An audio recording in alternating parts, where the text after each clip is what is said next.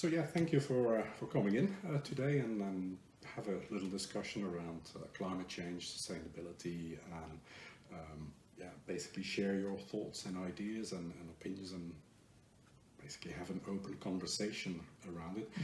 Why don't we start with a little introduction of who you are and why you're passionate about this topic? Yeah, absolutely. So my name is John.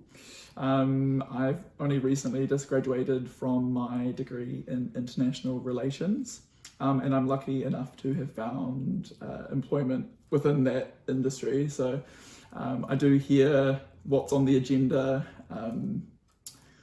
at like a sort of like state level, what's going on, especially with regards to climate change, and it doesn't seem like a lot. So or just paying lip service essentially. So I've also spent a fair bit of time in China, and I think in the mind of a lot of people in Western countries it's pretty polluted.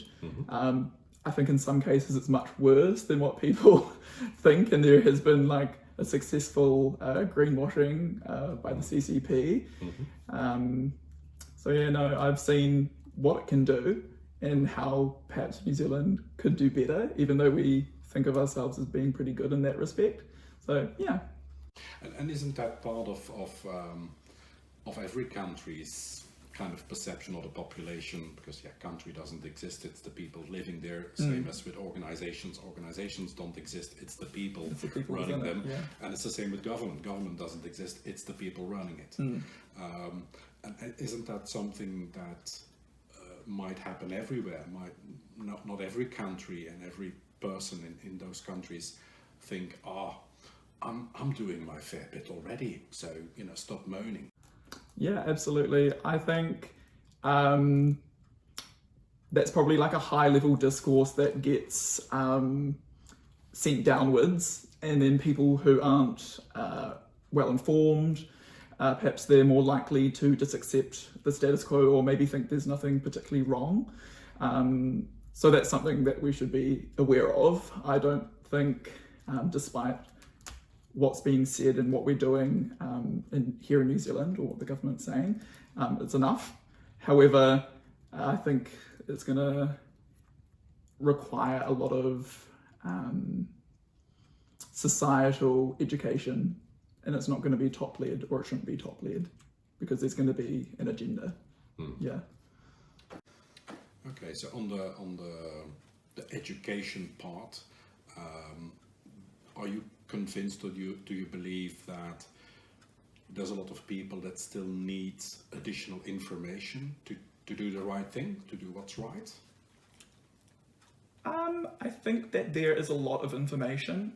There might even be like information saturation, and people might throw their hands up in the air or think, well, this is ultimately my footprint, or my impact on the environment would be relatively small. However, we need to not think like that. We've got to think of ourselves as living in a community, I believe, and everybody's got a stake in that. So how you foster that sort of awareness is through education, obviously, but yeah. So it's indeed about all of us being global citizens, and to some degree, but also I think to make it more relatable or more applicable to people's lives. First, localizing that sense of belongingness to the environment as like inhabitants of an environment, and then perhaps that will inform our government to have those same sort of views on an international level as well. Right. Okay. So if we look on the individual level to start with, obviously there's education that will need to happen. People need the right data personalized to their environment and their context, so that they know what's needed or what's right. In your view, what would be easy steps or achievable steps or small sacrifices that each of us could make or could do, that if all of the people around the planet were to do them, would have a major impact? Do we still have low-hanging fruit, for instance? That's kind of like, I think, the question that I'm aiming for here. Okay.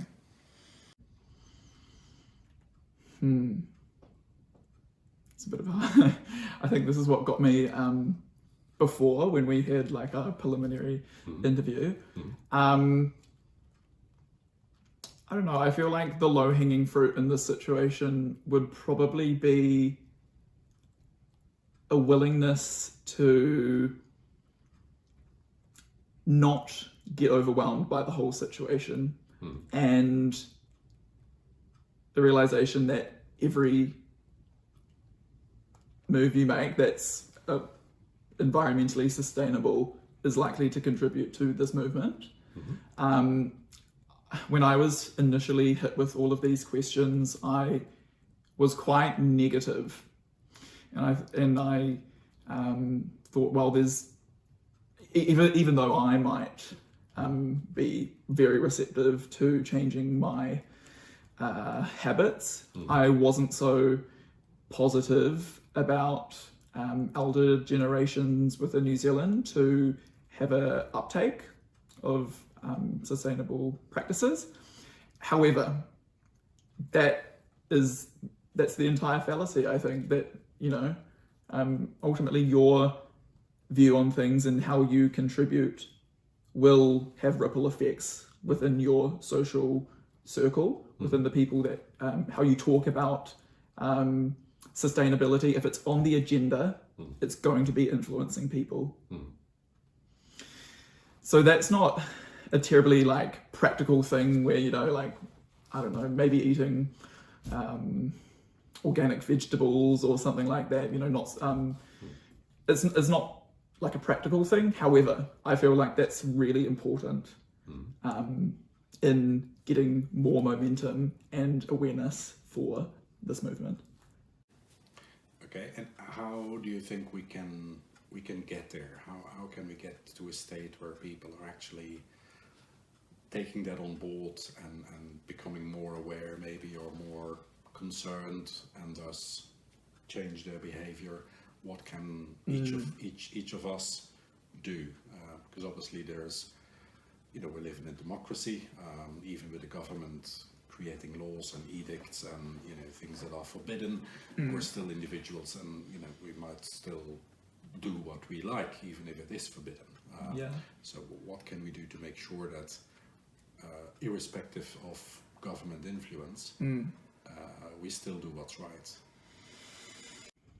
Yeah, I think not being sanctimonious about the whole situation is probably really good, especially if we're concerned about the uptake of these practices by older generations.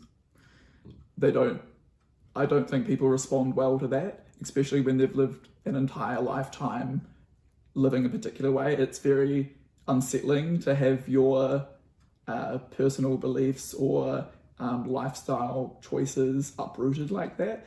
So not being sanctimonious, having an open conversation, the more dialogue that goes on, it's going to become a mainstream discourse. And that's what's going to foster this awareness and give it currency within a political setting as well. Obviously, if it gets to the point where there are demonstrations, I can't think of anything that would escalate to that point in New Zealand at the moment. However, I don't know, supporting it in any way you can. If you're politically active, absolutely write letters and talk to people about it. If you've got this awareness, absolutely. But not being sanctimonious, I think that would put a lot of people off. Okay, so I agree with you. It's about bringing the message in a positive way. In a positive way. There are, and I've done some reading online because I was interested in the topic. And again, I'm not a scientist in this field. I'm not a specialist, but there are a couple of things that would make a huge impact. First of all, would be stop using planes that are basically massively contributing to carbon emissions currently, because they're all using kerosene mostly. Stop using boats, because again they're using diesel oil, which is also heavily contributing. Stop eating meat, because basically it's not very sustainable, and if the 8 billion people on the planet would be eating meat, then the land would probably be so polluted that it isn't funny anymore. But the problem with that is if you say, oh, don't do this, don't do that, stop doing that. People are going to dig their heels in. People are just going to go, well, I'm not hearing you anymore because what you're saying I don't like. So that's, I think, part of the discourse needs to be, why don't we? Yeah. And yeah. It can't just be a blanket statement saying you should do this, you should do that. Yeah. That's never productive. It should be, here is a body of information, and this is why you should change your practices. And I think another thing that I think would be quite important is for people to not take things wholesale from, like, don't take discourses wholesale, because even like sustainability discourses, it's alarming, but there's still a bias behind it. So maybe find the middle ground. A lot of the time it's going to be less unsettling for a start, and it might be more palatable, but it's also just good to have a multiplicity of like ideas and such. So keeping things on an even keel and not going to either side of the spectrum. Too dramatic. Okay. So coming back on the and I know I'm maybe insisting a little bit, but okay, on the small steps, the small changes that each of us can make. Do you see any things that we could still do or change or sacrifice that you believe might have a great impact on climate change and on sustainability altogether? Yes, I think the continued support for renewables, that's really, really awesome. Having like an energy mix within a country that is highly renewable is awesome. I think New Zealand's pretty good in that respect. However, if we could make it completely renewable, wouldn't that be great? And also future-proofing that supply of energy. I don't know whether New Zealand's population is going to skyrocket or what have you, but making it sustainable in the long run as well, so we don't have a situation where we suddenly need to build a whole bunch of coal plants or refire up our coal plants. That would be great. But what wars and economics have taught us, that sometimes it's just people are more than willing to pollute to maintain a standard of living. So there needs to be planning on the government's behalf, but also the desire for that and awareness on the public's behalf. Also limiting meat consumption. It's easy for like vegetarians to say, so I'm a vegetarian, but I don't even think about it. But perhaps limiting meat consumption and being more aware of how your meat is made. So the only reason that I'm vegetarian, so I grew up on a farm eating meat, and I very quickly turned vegetarian once I saw what it's like to slaughter an animal, and maybe be more connected with where your food's coming from, and then you'd be a bit more understanding or what have you. But also, it's not fantastic for your health to eat meat every single day. Steak and potatoes every single day, not great.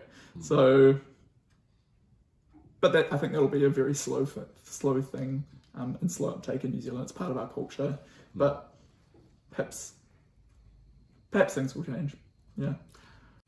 Perhaps things will change.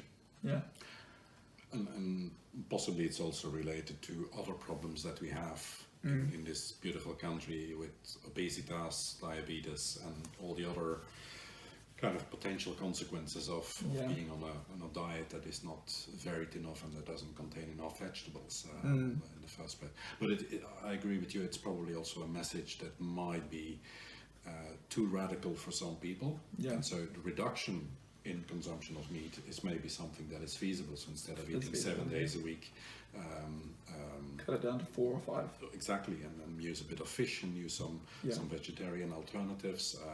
Was in an Indian restaurant last Thursday with a colleague, and we got some vegetarian entrees. And I can't recollect the name, I apologize. But it was absolutely amazing. Yeah. I didn't miss my meat because I do like my steak occasionally.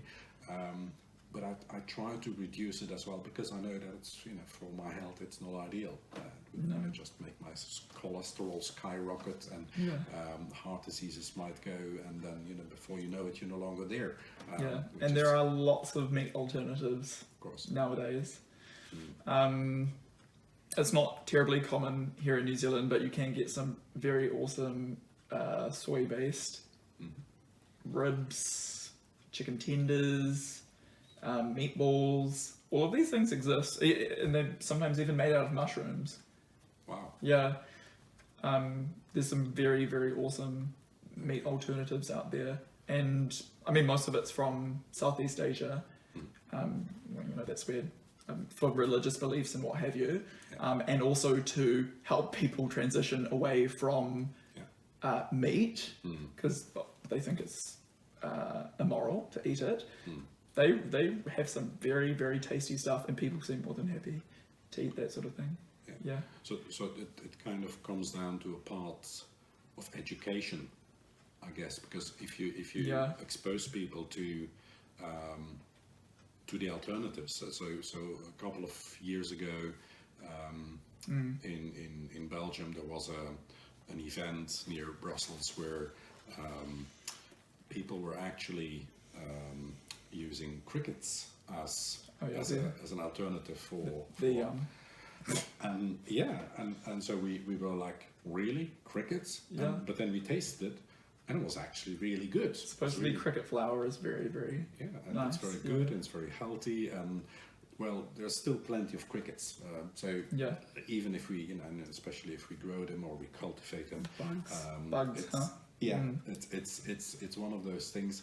When you're exposed to it and you taste it and you think, okay, well, this is definitely a go. Yeah, it's just exposure, isn't it? Exactly. Yeah. And I do think it would be a very slow uptake in New Zealand for some reason, especially in certain areas. Maybe in metropolitan areas it would be quite quick. People are probably a bit more receptive to that sort of new experience, new dietary option. However, it is pretty ingrained into New Zealand society, the meat and 2 potatoes, thanks to our English ancestors. So, yes, but it is probably education and availability. Only after having lived in China for a prolonged period, and also the people that I'm surrounded with at the moment, some of which are Buddhist, like half of my office is Buddhist, and they all have this amazing fake meat that they bring to work. It just seems normal. It seems like a no-brainer to me. However, it's pretty damn exotic for some people. Yeah. On one side, we need people to basically change behavior, but then also influence the corporates to do the right thing, kind of. I think there might need to be a pronged approach where social pressure forces, or hopefully forces, these companies to alter their operating methods, and then on the other half, perhaps having slight guidance from the government. But I think it's clear for anybody to see there's very strong interests and interplay between the government and the agricultural industry. They kind of prop each other up. So where does that leave us, and how do we tackle that? That also needs to be thought about. In some countries, I'm from Europe, so I'm a bit following what's happening there, but in some countries you currently see that government is really stepping in and saying, okay, if you have a farm and you have a waterway or a river, on your land, you need to stay away so many meters from it with, you know, fertilization, with fertilizer, with cows, etc. But obviously for farmers that reduces significantly the percentage of land they can use. And if you are government and you mandate this, obviously there will be a lot of pushback from the agricultural industry, because you're basically cutting away part of their profits. But at the same time, if government says, well, no more, you have to stay away 8 meters or 6 meters from a waterway to reduce the infiltration of nitrates into the river, and that is scientifically proven, I don't know, but so they enforce it. What could we do in New Zealand to make our government go in that direction as well? What steps do you think are necessary? And it's basically the question around, do you think government just needs to create the framework, or do you think government needs to kind of enforce certain things? I think in the ideal world there'd be collaboration between the two parties and trying to come to some consensus about what's doable and what a long-term plan is, because as soon as there's a small change or small shift, then that means, well, it's likely that people will be more receptive to accepting an incremental change. I think just slapping on regulations won't fly. If you remember the protests about the farm vehicle tax, or look how great that went down. It went down like a cold cup of sick.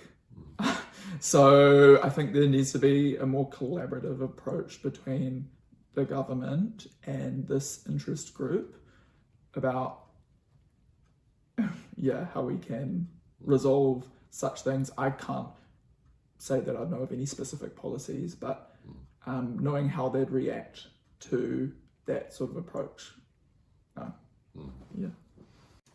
One of the other thoughts that you touched upon earlier was the difference between the younger generation, and let's call it 25-year-olds, and the older generation, let's call it 55-year-olds, for lack of a better term. And obviously the 55-year-olds have a certain way of living their life. The 25-year-olds are just kind of coming around the corner. Do you believe that it's going to be easier for the 25-year-olds to change their behavior if they have to versus the 55, or is it irrespective of age, and is it more kind of a character, a background, an education kind of thing? I think all of those like individual variances that you just described, so access to education, the type of education, maybe your socioeconomic status, like these sorts of factors, absolutely they play a role. However, like we've seen in like the cultural shifts in between previous generations, young people are much more malleable and more receptive to these sorts of ideas, or like new ideas. Ultimately, I think we will see that big shift towards a pretty robust awareness of sustainability and how we, like our consumption choices and how that impacts on the environment. Not to sound skeptical, but perhaps it's just going to have to be a couple of decades before we see that big uptake, or where this sort of sentiment and committedness to sustainability becomes the mainstream. Because I think where political power concentrates at the moment, there may well be uptake within that demographic.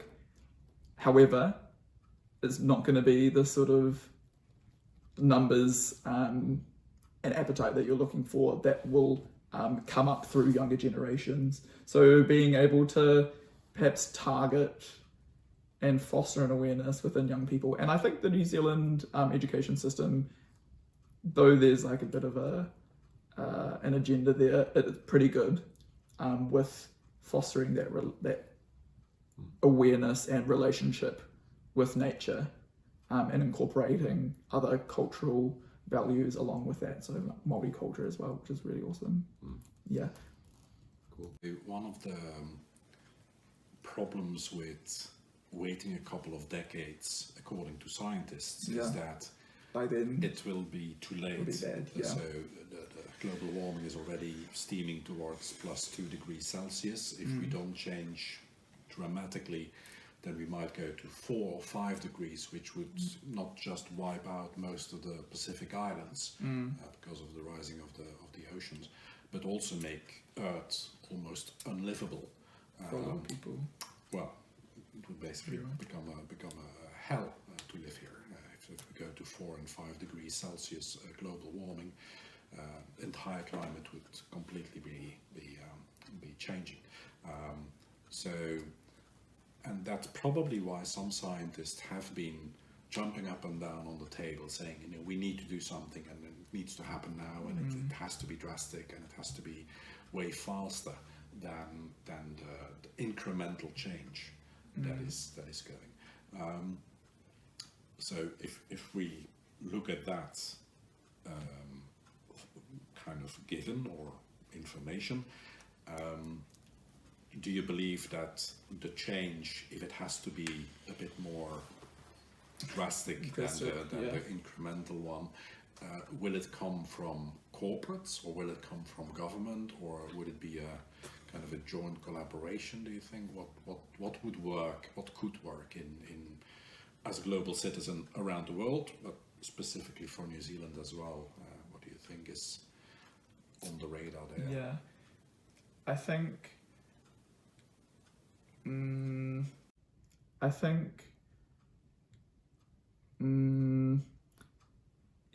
even if there would be a willingness on behalf of corporate and government within New Zealand to lead this change, they would be greatly confined by a variety of factors, whether that be profit or international agreements, which often it is lip service, or I don't think it would be as effective or the type of change that we need. I really believe that if we want to see that big change and see people really change the way they live and how they relate to environment and sustainability, they're going to have to hurt. And I think that's kind of pessimistic, but it's just too comfortable here in New Zealand. And you see it's like price shocks. I don't know if there's some sort of natural catastrophe, or say like at one of the Pacific Islands do get submerged, or there's some awful natural disaster, then that's going to reverberate on us. I feel like that sort of thing might inspire substantive change. But you look at the sort of awful things that go on in the United States, bushfires, hurricanes. Is there really substantive change there? People are really hurting. There's no appetite on behalf of the government because, well, it's a stimulus, things get bowled over just to get built again, and that's stimulus. It's not awful. It's not like there's no way of internalizing the humanitarian cost. But that's got to come from the people. It's got to come from an electorate, as opposed to an insulated political or corporate elite. Yeah, I'm relatively pessimistic about that whole situation. Okay. Yeah. So one of the things I noticed with Air New Zealand in particular, without making any publicity for an airline company here, but they're pretty big in New Zealand anyway, they now started kind of a pilot where they're going to work with 4 companies that are developing or have developed airplanes that can fly using renewable energy. Yeah, I saw that. There's a big. That's a big Talking thing, piece, right? yeah. So do you think is that more a PR stunt, or do you really believe that Air New Zealand is serious about becoming more sustainable as a national carrier? I feel like it's a bit of a golden bullet, and it's too early to say whether that becomes the standard for their fleet. Only time will tell. They might discover that. I don't know what the whole process is, but whether you need to charge it, and it's kind of like charging your electric car. If you find out suddenly you don't have fuel, like how many return trips can this poor thing make before it needs some juice? I mean, time will tell. They might need to like double their fleet, say, and then have it constantly switching out. But will they have the capital? Will they have the desire to do that? I think absolutely, in principle, that's a golden bullet sort of situation where it makes you want to support Air New Zealand, and there's a reduction in your carbon footprint. But we will see. I think it's one of those things we'll just have to sit back and wait for a wee bit. Yeah. Time will tell. Time will tell. Yeah. Ever the skeptic, sorry. Yeah, no, that's okay. It's okay. It's cool. So any other thoughts or ideas that you want to share around the topic, John? Yes, I think I did mention this in our preliminary interview. However, something that I did notice in China and I thought was a really cool idea was they are pushing really hard to have their fleet of vehicles transition to EV. There's a very concerted effort over there. I think they already have the world's biggest EV market or uptake of EVs. Yeah, in terms of cars on the road. Right. But it's also, they're the biggest country. Anyway, but what they do in specific states within China is they will have special number plates where you can tell that the car is an EV. So it's not like particularly cooler or anything, but you'll have the letters in green, or you can choose to like customize it a wee bit, and that's like free. So I think even having something as small as that makes this sense of momentum behind a sustainable transition, like in terms of consumption habits, is really positive. People and are probably very easily led by that sort of constant visual reinforcement. You're driving anywhere, then you start to see all of these things pop up. If you could foster a sense of maybe not self-righteousness, but you're quietly proud that you've got an EV, then that's much more likely to inspire other people to pick up an EV as a desirable mode of transport. It's a nice idea to indeed finish on, because it's one of those ones that is a positive.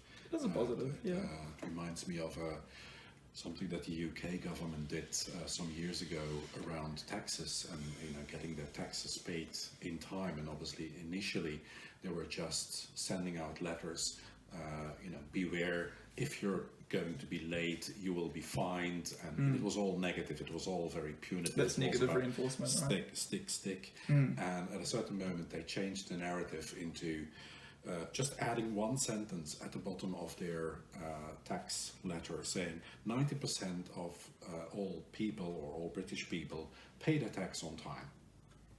Yeah. Just like that. And just adding that one sentence created, from memory, I think a 15% higher uptake of people paying their taxes, which translated into billions. Yeah. So sometimes a small thing like having a number plate that is easily recognizable as I'm driving an EV could be just good enough and create a lot of traction. Exactly. And I think this has been like a common theme in my view on the whole situation is it is a social pressure thing.